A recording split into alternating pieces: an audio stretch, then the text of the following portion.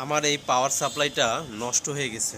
তো বর্তমান যেহেতু শীতের সময়, তো এখন কিন্তু রুম হিটার অনেক প্রয়োজন পড়ে। আমাদের বাসাতে কিন্তু প্রচণ্ড পরিমাণে ঠান্ডা, বিশেষ করে যাদের টাইলসের বাসা তাদের কিন্তু বাসায় প্রচণ্ড পরিমাণে ঠান্ডা। তো আপনারা যদি এই ধরনের একটা নষ্ট পাওয়ার সাপ্লাই কাজে লাগিয়ে এবং এই ফ্যানটাকে কাজে লাগিয়ে যদি একটা রুম হিটার তৈরি করতে পারেন, কিন্তু রুমটা অনেক গরম থাকে। তো আজকে এই রুম হিটারটা আপনারা কীভাবে তৈরি করবেন সেই প্রসেসটা আপনাদেরকে দেখাবো। এটা হচ্ছে একটা নষ্ট পাওয়ার সাপ্লাই। এই নষ্ট পাওয়ার সাপ্লাইটাকে আপনারা যথাযথভাবে কাজে লাগাবেন, লাগিয়ে একটা সুন্দর একটা রুম হিটার তৈরি করে নিতে পারবেন। যে রুম হিটার দিয়ে কিন্তু আপনারা রুমটাকে ভালো একটা তাপমাত্রা ভিতরে রাখতে পারবেন। তো চলুন সেই রুম হিটারটা তৈরি করার জন্য আপনাদের কী কী ম্যাটেরিয়াল লাগবে এবং সে কীভাবে তৈরি করবেন তার সম্পূর্ণ প্রসেসটা আপনাদেরকে এখন দেখানোর চেষ্টা করব। তো আমরা এই পাওয়ার সাপ্লাইয়ের এই ফ্যানটা আছে, এই ফ্যানটা খুলে নিব। এখানে দুটো সকেট আছে, এই সকেট দুটো আমরা খুলে নিব। আর এই যে ঢোপটা দেখতে পাচ্ছেন, এই ঢোপটা নিব, বাকি আমরা সব ফেলে দিব। আর এই তারগুলো মাঝে মধ্যে আপনাদের কাজে লাগবে, তারগুলো আপনারা সংরক্ষণ করে রেখে দিবেন, কারণ এই তারগুলো কিন্তু অনেক মজবুত। আপনারা দেখতে পাচ্ছেন আমরা সচরাচর যে বাজারে যে তারগুলো কিনি, সেই তারগুলোর সাথে কিন্তু এই তারগুলো অনেক ফ্লেক্সিবল এবং অনেক শক্ত। ভিতরে যেই তামাগুলো আছে সেই তামাগুলো কিন্তু পিওর, খুবই সুন্দর তার। আপনারা কিন্তু বিভিন্ন সার্কিটে এই তারগুলো কাজে লাগাতে পারবেন, এগুলো আপনারা রেখে দেবেন। তো আমরা এই যে নাটগুলো দেখতে পাচ্ছেন, এই নাটগুলো কিন্তু ফ্যানের নাট।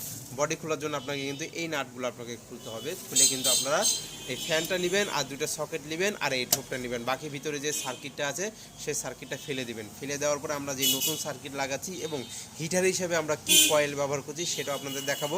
মনোযোগ সহকারে ভিডিওটা আপনারা দেখবেন।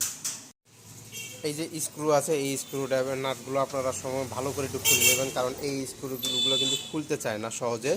আপনারা কিন্তু একটু কষ্ট করে খুলে নেবেন।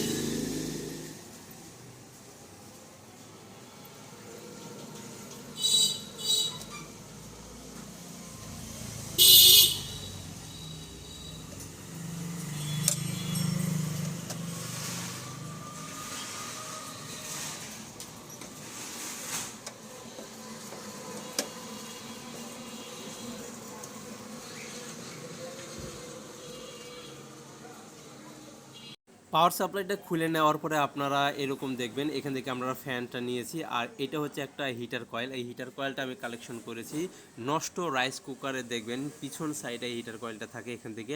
আর লাগবে হচ্ছে একটা সার্কিট, এটা হচ্ছে এসি টু ডিসি একটা 12 ভোল্টের সার্কিট। এই সার্কিট আপনারা বানিয়ে নিতে পারবেন বা বাজারে কিনতে পারবেন, অথবা যে কোনো নষ্ট চার্জার লাইট থেকে কিন্তু আপনারা এই সার্কিটটা কালেকশন করতে পারবেন।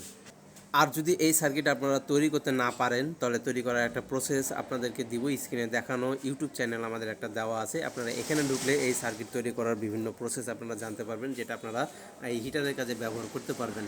যেহেতু আমরা এটাকে সুইচিং সিস্টেম করবো, এই জন্য পাওয়ার সাপ্লাই থেকে সুইচে একটা লাইন দেবো, আর সুইচ থেকে একটা লাইন নিয়ে আমরা দিব হচ্ছে সার্কিটটা মূলত ব্যবহার করা হচ্ছে ফ্যানটা চালানোর জন্য 12 ভোল্টের জন্য। আর কয়েল যেটা আছে সেটা 220 ভোল্টেই চলবে। আপনারা দেখতে পাচ্ছেন সুইচ থেকে নিয়ে একটা সার্কিটে দিলাম, আর সার্কিট থেকে একটা লাইন টেনে ডাইরেক্ট আমরা দিব হচ্ছে কয়েলে যেটা 220 ভোল্টের একটা ডাইরেক্ট দিব।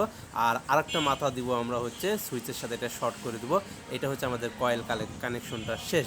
এরপরে আমরা দিব হচ্ছে ফ্যানের কানেকশন। ফ্যানে যেহেতু 12 ভোল্ট সাপ্লাই লাগবে, সেহেতু 12 ভোল্টের পয়েন্টটাতে আমরা ফ্যানের দুটো লাইনটা আমরা দিয়ে দেবো। আপনারা এখান থেকে বুঝতে পারবেন না, খুব সুন্দর একটা গরম বাতাস বের হচ্ছে, যে বাতাসের মাধ্যমে আপনার রুমটাকে কিন্তু গরম করবে। আপনারা যখন রুমে ঘুমাতে যাবেন তার 1 থেকে 1.5 ঘন্টা আগে আপনারা এই হিটারটাকে রুমের ভিতরে ছেড়ে দেবেন। যেহেতু ছোট পরিসরের একটা রুম হিটার, সেহেতু একটু সময় লাগবে আপনার রুমটা গরম হতে, কিন্তু ভালো একটা গরম পাবেন। আপনার রুমে 1-1.5 ঘন্টা আগে, ঘুমানোর আগে আপনারা এটা ছেড়ে রুমটাকে বদ্ধ করে রাখবেন, দেখবেন আপনার রুমটা খুব সুন্দর গরম হয়ে গেছে। তো ঠিক আছে ভিউয়ার্স, আপনাদের এই রুম হিটারটা কেমন লাগলো অবশ্যই কমেন্ট করে জানাবেন, এবং নতুন নতুন ভিডিও পাওয়ার জন্য আমার পেজটা এবং যারা ইউটিউব থেকে দেখছেন তারা ইউটিউবটা সাবস্ক্রাইব করে রাখবেন। সবাই ভালো থাকবেন, আল্লাহ হাফেজ।